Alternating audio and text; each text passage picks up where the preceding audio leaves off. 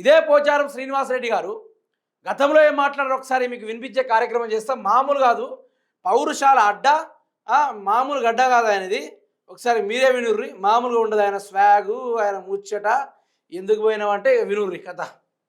బాగుపడుతుంది, మరి ఓపిక ఉంది, వయసు ఉంది.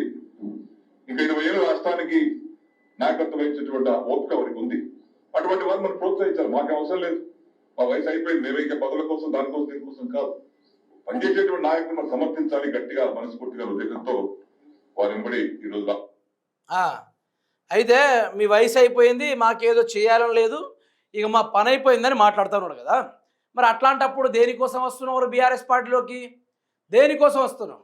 ఆడ డబ్బులు ఇవ్వట్లేదని వీడికి రావడం జరిగింది. అంటే జేబులు నిండట్లేదు ఇక్కడ. స్కాముల విషయంలో కావచ్చు, లేకుంటే అభివృద్ధి కార్యక్రమాల విషయంలో కావచ్చు, మౌలిక వసతుల విషయంలో కావచ్చు, ఏదో నాయకత్వం 20 ఏళ్ళు ఇంకా 20 ఏళ్ళు పరిపాలించేటోడు ఆయన వెనకాల నిలబడి వచ్చాను తప్ప మా స్వార్థం కోసం ఏం లేదని చెప్పేసి మాట్లాడావు కదా పోచారం శ్రీనివాసరెడ్డి గారు. మరి ఇప్పుడు దేనికోసం వస్తూ ఉండరండి? వచ్చి రాగానే కేసీఆర్ కాలంలో పడతా, వచ్చి రాగానే క్షమాపణ వేడుకుంటా, మిమ్మల్ని 2011లో మీ ఎమ్మెల్యే పదవికి రాజీనామా చేసి మీరు బీఆర్ఎస్ పార్టీలో ఉద్యమాల్లో చేరినప్పుడు తెలంగాణ సమాజం వా పోచారం శ్రీనివాసరెడ్డి వా అని చెప్పేసి కోరుకున్నది.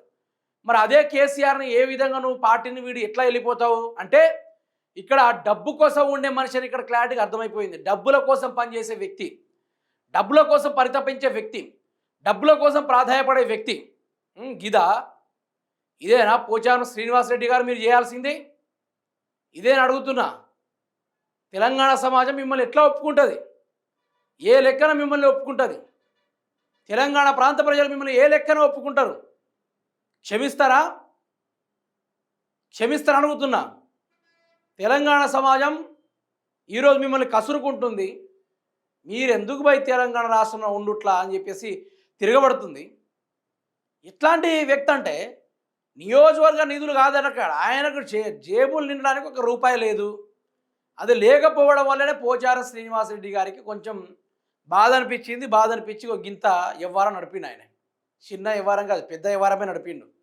సో నేనేం మాట్లాడుతున్నా అంటే, బీఆర్ఎస్ పార్టీ వాళ్ళకు నేను ఒకటే చెప్తున్నా, కేసీఆర్ చెప్పిన దిశ నిర్దేశాల పరంగానే చూసుకుంటే కాంగ్రెస్ పార్టీలో చేరిన బీఆర్ఎస్ పార్టీ నాయకులు తిరిగి జాయిన్ చేసుకోవద్దు.